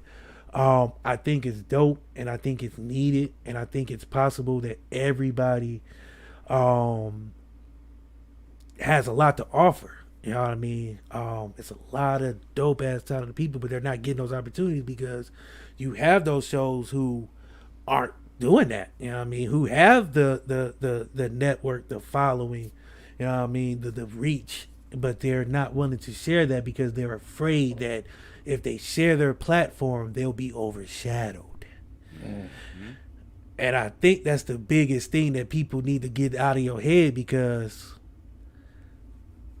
take yourself out of it. Because if this show looks good because y'all are doing the thing, then this show looks good. It don't matter why it looked good. It looked good. You Right. feel me? Even when it comes to the opportunities that's given, you know, you some people are hard pressed. They'll get an opportunity and they want to keep it to themselves. And it's like, no, you can share in this. Speaking of which, I need to share this with y'all. So it's this thing called Podcorn. I don't know if y'all know about it. It's a podcast proposal site to get sponsorship. Technically, I'm not supposed to give this again to y'all because, you know, we're competition. But if you go sign up, you can do proposals to send to get your podcast sponsorships. You know what I mean? So it's a dope thing. I just was researching today. I don't like telling people things until I know, you know, it's worth it, because I don't want to give y'all something, then y'all go do it and be like, this nigga DC sold me a pile of shit. He said around, he sold me the Brooklyn Bridge again. Nigga sold me some bullshit ass swampland. But no, man, it's I'm looking at it. There's a lot of dope opportunities. So if you're looking for sponsorship, Podcorn is a good place to start. They're not looking at really too much numbers. It's just you send a proposal, what you're about, and they give you opportunity to make real legit money. So there you go. Okay. $1,000 worth of game right here. There you See, go. and that's, and, you know, Yeah. and I mean, and this is a perfect example when you just said that, when you said $1,000 worth of game. Manuel Godot, of Black Sands Entertainment, he did the same thing, you know, giving out how to write stories, how to write graphic novels, he said, if you do this, if you follow this to this T, free classes. And if you do this to the T, you'll have you a story, you'll have you a book in just a few months. Those are the types of things that you got to pay for, master class and stuff like that. You got to pay some money for. I can give you a class, but I don't know how much you're gonna learn from it, because I'm making this shit up as I go, for real. But that's what like this conglomerate that's being silently built, really, amongst. And I don't want to community. be a conglomerate maker myself. I'll leave that to you guys. I want to be a part of it. You know what I'm saying? No doubt about it. Because again, man, I'm one of them people, man, I show love where it's deserved. And I've been interacting with you guys for a while. You know what I mean? You guys brought me in the circle. You know what I mean? Showed me love. You know what I'm saying? Show, you know, love on posts. You know what I'm saying? And we had conversations. You know what I'm saying? So it's like, I'm one of the people, like I said, I'm big on respect. I'm big on loyalty. I'm big on, if somebody takes the time out of their day at the drop of a hat to show up, because I did drop the hat, was like, hey guys, it's like 30 minutes before showtime, you think you can come through? And y'all both was like, well, Lincoln was like, man, I'm about to eat, but you know what I'm saying, I got you. I guess he shoved it down real quick because he was here in less than 30, man, so I appreciate that. I didn't even eat. God damn, man. My homie hit me, said he needed me to come I feel on. bad now, man. I'm But cool. I'm cool. I appreciate, but and that's why I say I appreciate that, because you know what I'm saying, a lot of people won't do that. I hope I've shown and proved that I'm one of them people, because I don't turn down an opportunity to, one, collaborate with people, because I feel like if you're asking me, you feel that I'm worthy of being there. You know what I'm saying? Being in that room, being a part of what you're trying to do. And to me, that means something. Like I said, I haven't been in this game long. I've been doing this show, this 2 years now, Chris? This is about to be... We're on year 2. We're on year 2. So, you know what I mean? Year 2. So I feel like... After I started. 2020, Good shit. July 2020. Great shit. So, Congratulations, man. and when I tell people that, they get that same look, like, nigga, please. But I'm serious. I haven't been doing this long. Like I said, I've been making this shit up as I go, experiment with some things, try new things, but I want to be able to share that with people. So, like I said, when I went on Brandon's show, I gave a lot of shit out that technically I shouldn't, because it was game, according to some people. But like I said, when you have people who reach out to you and be like, hey, man, I'm doing the show, let's go. I try to make it because, one, I feel honored. Two, I like doing this. I like talking shit. I don't know if y'all know. I like talking. I do it. But the other part is, when people do that for me, I have to show that love and respect. I have to shout them out. I have to, you know what I'm saying? That's why I share a lot of people's stuff that probably don't share mine back. But at the same time, I feel like fuck it. It ain't about what they do, it's about what I do, and I'm trying to big up people the best way I know how. So when Lingo puts the Art of Lingo out, I try to put it in my story, you know what I'm saying? Brandon puts something out, I try to put it in my story. When a lot of people put stuff out, I put it in my story. I don't have a lot of followers, but the followers I do have, I want them to know y'all need to fuck with these people because they dope as shit. And that's what I believe in. I believe in when somebody's doing something dope, they need the recognition. They need that backing because, you know what I'm saying, that support. You never know. I had a podcaster reach out to me and was like, hey man, you know what I'm saying, I was almost quitting. I don't know what to do. I'm looking at the numbers and the numbers aren't there. And I'm just like, fuck them numbers. You got to do what makes you happy, man. Yeah. That's the most discouraging thing is when you look at the numbers. Fuck the numbers. Like if you're doing the topic that you want to talk about, like Brandon, that topic with your top 10, I'm like, I've never heard, like when you mentioned like Wu-Tang and Queen, and I'm like in the same category. That's different. Yeah. So that makes it interesting. So now I'm like, I need to hear more of this. I need to see what's going on. It was wild.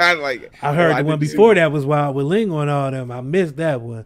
But like I said, even with the Art of Lingo, man, that's a different concept. And it was dope because one, it shows you a different side of this man. You know what I'm saying? And a lot of people don't really get to know people. They just get to know the personas, I guess. And I'm still having a hard time with that because I go by DC, but that's not really me.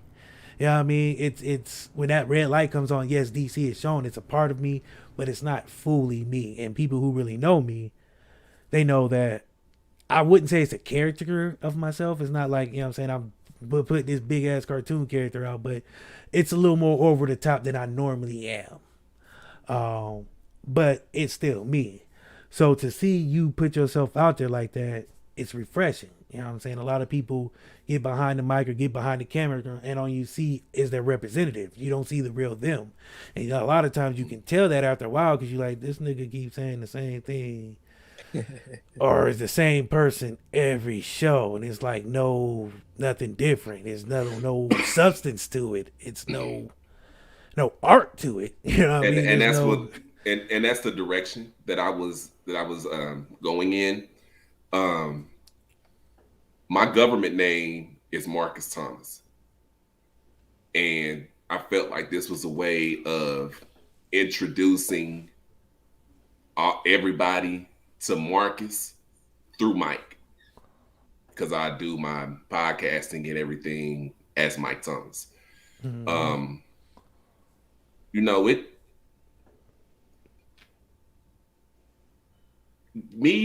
Me getting comfortable with who I am made this so easy to do.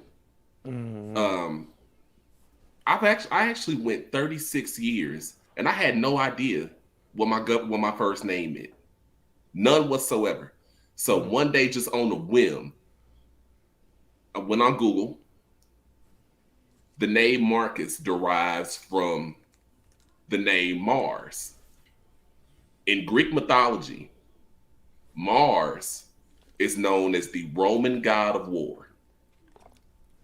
Fits you, brother. Fits so I was like, damn. Was my mama trying to tell me that even since before I was born, I was ready for the smoke? So I'll agree with you. So yeah, I believe him, yo. I don't know why, but I do. So I got comfortable with who I am, and I was like, you know what? Let me do what let me go in the opposite direction of what creators and podcasters and other things would do. I'm gonna be completely naked emotionally for everybody to see. I want to put all of my struggles out on Front Street because I don't want to be 3, 5, 7 years into this and somebody is able to tell y'all my shit better than me. Hey. See, I'm glad you said that because that was kind of the premise of this. And I use the tagline "Talk Your Ish," and people be like, "Well, I don't know what that means." It means exactly that. When you come on here, feel free to be real. Like I say a lot of shit that I know my wife don't want me to say. Sometimes I've said some things that I know a lot of people like my first whole season. I shouted out this woman who, in my head, slighted me. Who I felt like said I couldn't do this. I felt like it wasn't the backing there, so I kind of shouted her out at the end of every show. In 3 different ways, 30 different ways. I even learned Spanish just to shout her out one time. But to me, I was petty. My first season, I was petty. It was super petty. That's super petty. I was super petty, dog. Look, we couldn't. But I even was rein new, him in. man. They couldn't rein me in because I was new to this, and I felt like I had something to say. And when I started this show, I just wanted to be able to say it. And I felt like when I started, I got a lot of different looks. Like, why? But as we got into the second season, I was more comfortable. Like you said, I was more comfortable with who I was as a podcaster, still learning and growing. So my first season, I probably did a lot of over the top shit, petty shit that I probably shouldn't have did or didn't have to do. But I felt like it helped me get to this place. Yeah, I mean, I had to get all that out of me. The first season was the art of lingo, I guess. Can I use that for a second? Because it was a lot of me just, I don't want to take it. No, I'm going to do the art Feel of. free. Okay, so thank you. Appreciate that. The art of lingo, you got to definitely go check that out. free. But it was me just, you know what I'm saying, getting all that out of me, getting it out of my system, getting a lot of the disrespect I felt, the hate I felt, like, fuck this nigga, they ain't gonna make it. This show ain't gonna be shit.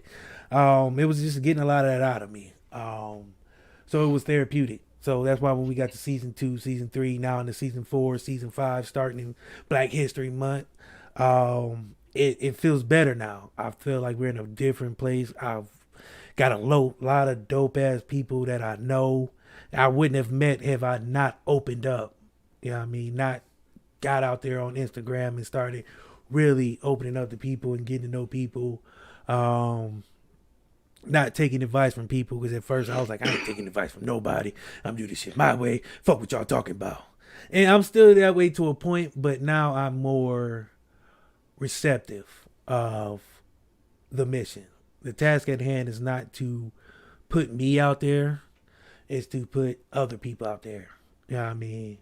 It's to have a representation of people who want to be real and want to speak their mind, but don't feel like they can do it on other shows because they have an agenda. There's no agenda here. There's no script. There's no nothing. Fuck shit. Scooby-Doo-Bop. Asshole. Fuck. I just need to get that out there because people don't think we cuss here. So, It wasn't the fuck. It was the Scooby-Doo. Shit. I couldn't find another cuss word. Believe it or not, I ran out of cuss words for a second. I don't know how or why, but I did. It's like No, 7 man, major ones. You know? I know, man, but And any one of those would work, but he slid that.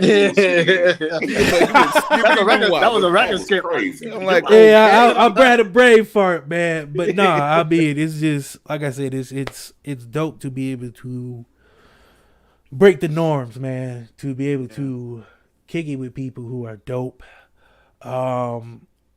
So before we get up out of here, because I know my man need to eat and it's getting late, we do this thing called parting shots. It's that last chance to give people your shot, where they can find you, any merch, anything like that, social media handles, and that one lasting impression that you want to give before we shut down the cave.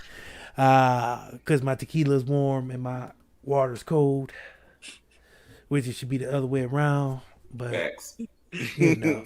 So let me get this banner up here. Parting shots. Lingo man, I'm gonna let you go first, man. Where can they find the merch? You can find everything directly through me at my amazing Instagram page at Lingo by 522. It's a one-stop shop.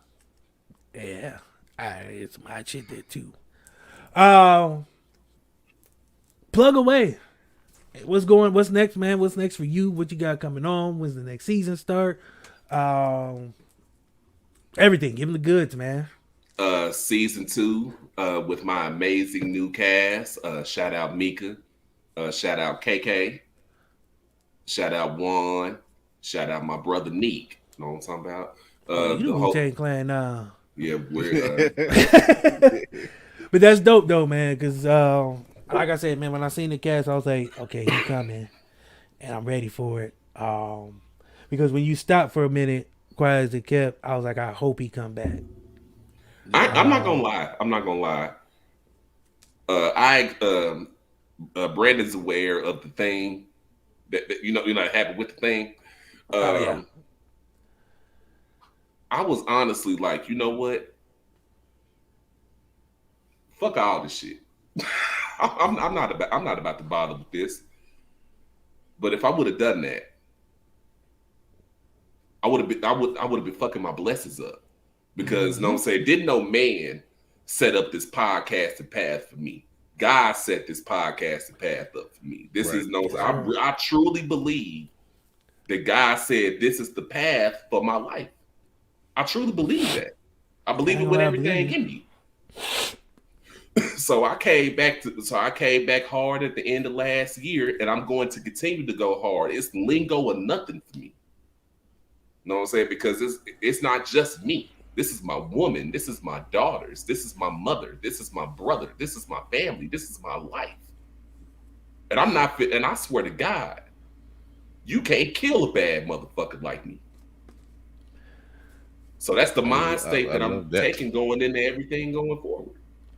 I feel you. I ain't gonna lie. So season 2, where can when does it start dropping? Valentine's Day, actually, on all streaming platforms. The YouTube page will be up and running by then. We're going to release some episodes to Instagram as well, so everybody can have a multitude of ways of tapping in and being able to catch up and catch in with what we're doing over there. That's what's up. We're looking forward to it. So Valentine's Day, we'll be watching.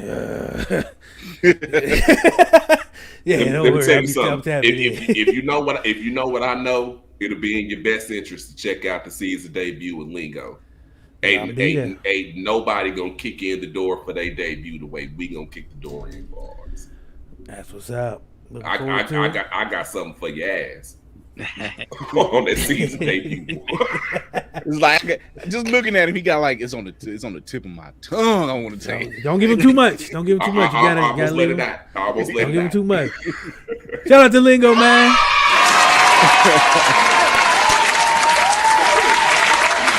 Looking forward to that, man. So February 14th, mark y'all motherfucking calendars. Get with your woman, do your thing, and then go listen to go ahead and listen to them. Brandon, parting shot. You've been here before. You know how this works. Oh man, Brand New show, Dark Therapy Sessions, Jack's Wild Sports Podcast, No Mercy Wrestling Podcast. All that is pretty much social media. Brand New show is my Instagram. Just follow me there. You'll see everything else. Also, I got a YouTube channel. I posted a couple of episodes this week. I got 2 more to go. My season 4 starts also in February, which will be, I think, I'm closing out this year pretty much this last season 3, with these next couple episodes. Then I'm going to season 4, which starts in February. Anything I would say about being anything in this, man, I appreciate all y'all. Y'all already know, I've interviewed pretty much everybody here, and been interviewed by everybody here. So it's kind of it's kind of like that. Full circle. Yeah. It's a family affair for real. Yeah. For real, yeah. It's something about y'all said last time, just a moment ago. Like, man, we're fortunate, man. This thing that we get a chance to do, it's rare. You know what I'm saying? The fact that we still are doing it at the level that we're doing it, even if we don't know what the fuck we do sometimes, we can feel when we're doing it. Yes. It's in us. We can feel it. We know, oh wow, I said something that was of value. Maybe not right now because people, they're not mentally right there with it. But later on, they be like, man, he said something that was tight on that shit. I respect that shit. And they might hit you up later and say some shit about like, yo, that was tight. I respect that shit. And anytime I get a chance to work with any of y'all, I appreciate it. You know what I'm saying? It is about showing gratitude. It is about showing respect to those, because you see the loyalty that people are giving you back, and that's respect all around. I don't think nobody understands that sometimes, especially in this world we live in, where respect is one way away from being disrespectful and getting the shit slapped out your face. Like, you're just like, you don't know what's gonna happen. You just, people just talk shit, don't know no better. But I feel like at the end of the day, man, we're all fortunate to do this. We're all lucky. And I think Saturday I'm doing my top 10 greatest TV shows list. So if y'all free, I don't know, but come through. Definitely will. One time for Brandon, man.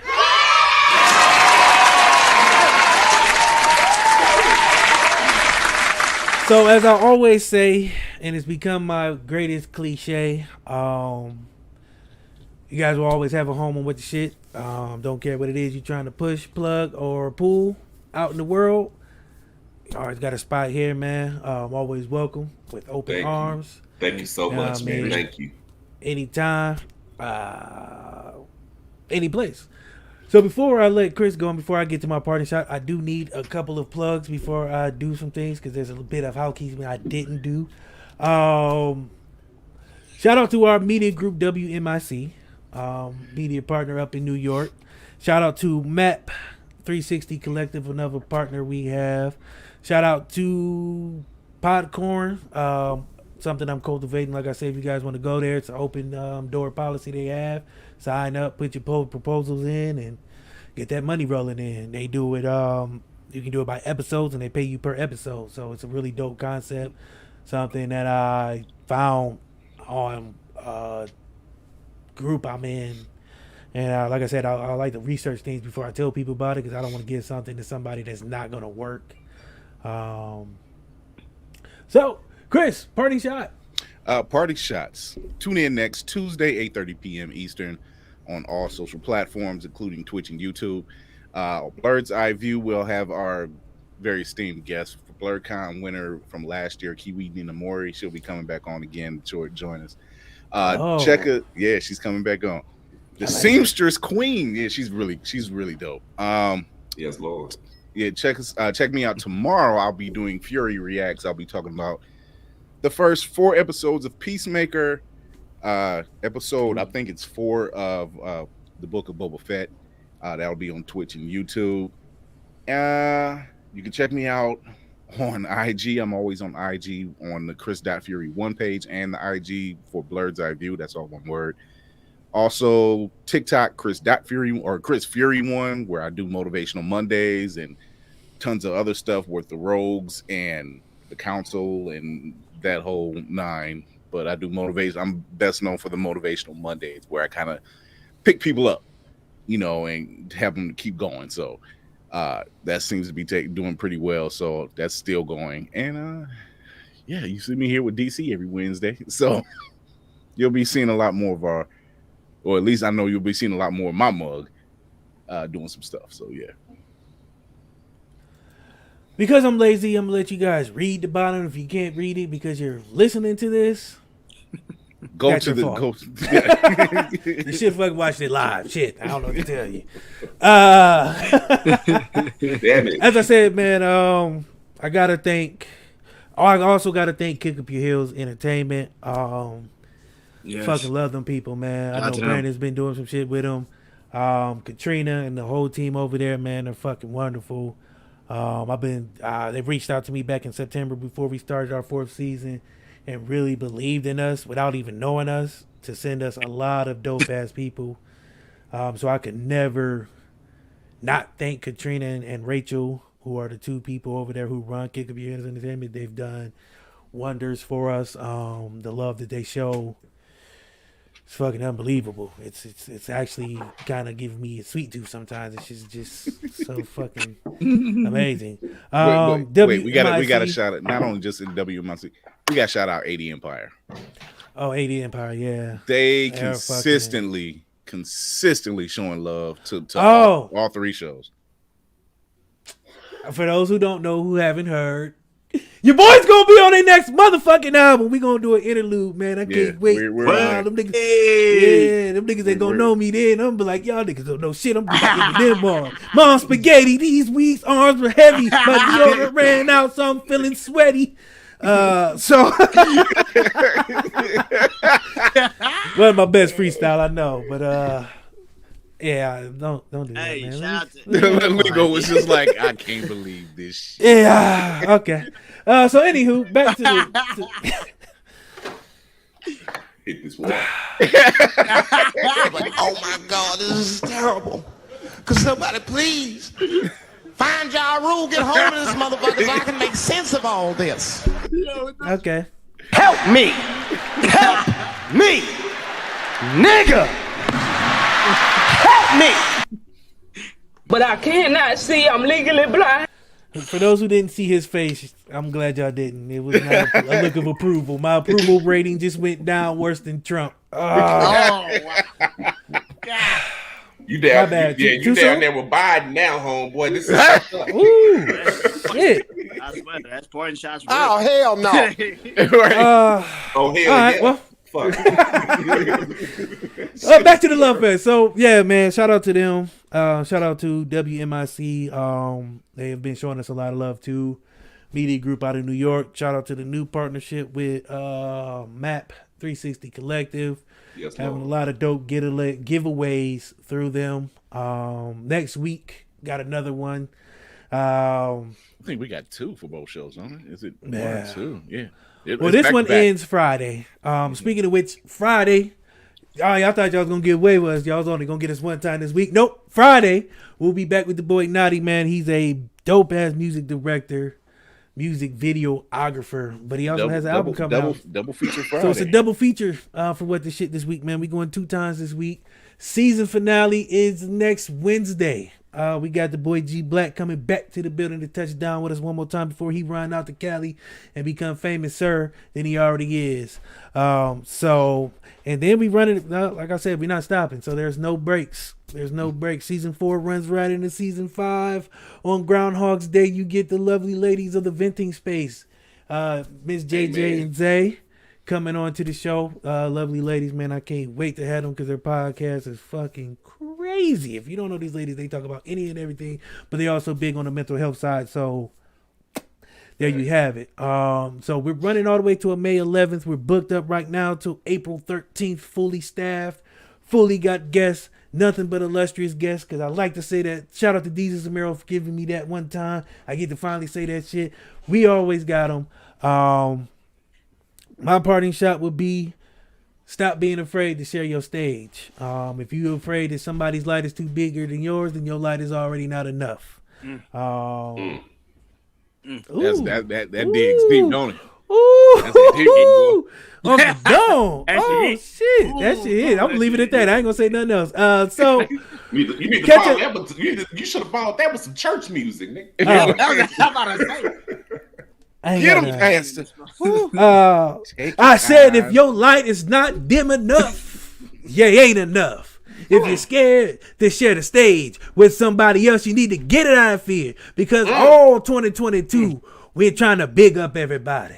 We're trying to put people on the map. We're trying to get people out here because it's hard. I said again, it's hard to make it when you ain't got a good support system. So in other words, Have another don't water let burn. Yes. your light You gotta be hit him with scared the, you gotta hit him to with be the, gone with gotta hit another him with that person's right life. there. Because if not, you ain't gonna make it. We ain't afraid to share the stage with nobody. Nobody's too big, nobody's too small to come on here. If you feel like you want to come on, let me know. Hit us up. I got a booking thing. We'll give you the booking link. You can go ahead and book yourself and we can come on here and have fun. But with that being said, like I said, shout out to man Lingo, shout out to Brandon, shout out to Chris. Courtney decided he wasn't gonna come because he wanted to do some shit at home. He had I don't want to work itis, and he kicked his feet up with a fucking pint of Henny and was like, you know what? Not today, niggas. You ain't gonna work me twice this week, nigga. Nah, I'm gonna be there Friday. I'm not gonna. One show is in my contract. 2 is too many. So with that being said, man, like I said, shout out to the people who show us love. Shout out to you guys. Shout out to everybody on Instagram who we know. Shout out to Kick Up Your Heels. Shout out to WMIC. Shout out to MAP 360 Collective. And shout out to the Detroit Lions, because they ain't won shit in 50 years. Yeah, nigga, I did it. Nigga, just because you ain't here, Courtney, you ain't think I was going to talk about your Lions. Nigga, you should have came to work. Nigga. So without further ado, appreciate y'all for coming. Appreciate y'all for staying. I got 2 codes to the movie Barango to give out. I'm gonna go find some way to do that. But in the meantime, we gonna leave y'all with the white girl.